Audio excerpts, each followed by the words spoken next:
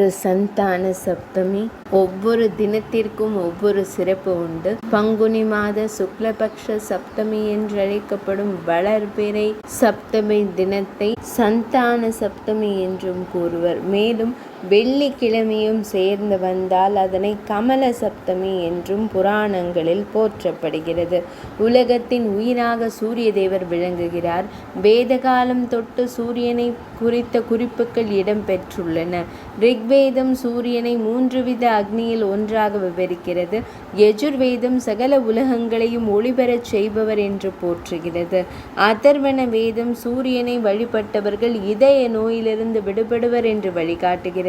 மிக பழங்காலத்தில் சூரிய வழிபாடு வட மாநிலங்களில் பரவி இருந்த காலத்தில் வன்முறை வழிபாடாக சூரியனுக்கு இரத்தத்தை அர்க்கியமாக கைகளில் வார்த்து சூரியனுக்கு சமர்ப்பித்தல் இருந்து வந்தது தெரிகிறது. பார்வை அருளும் கமல சப்தமி. கண்களை தாமரை மலரோடு ஒப்பிடுவர். விழிகளை தாமரை மலரோடு ஒப்பிடுவதால் தாமரை மலர் மலர சூரிய வெளிச்சம் அவசியம். அதேபோல் கிராமங்களில் குழந்தைகளை காலை சூரிய வெளிச்சத்தில் கண்களில் மீது சூரிய வெளிச்சம் படுமாறு வைத்திருப்பார்கள்.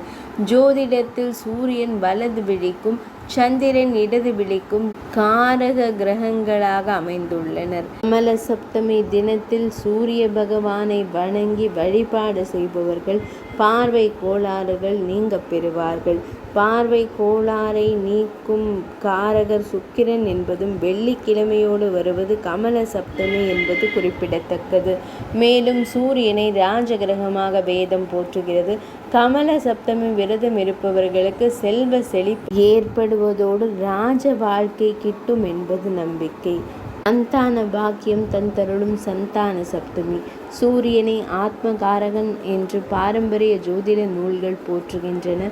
மேலும் ஒரு ஆன்மா உருவாக சூரியனின் நிலை முக்கியமானதாகும்.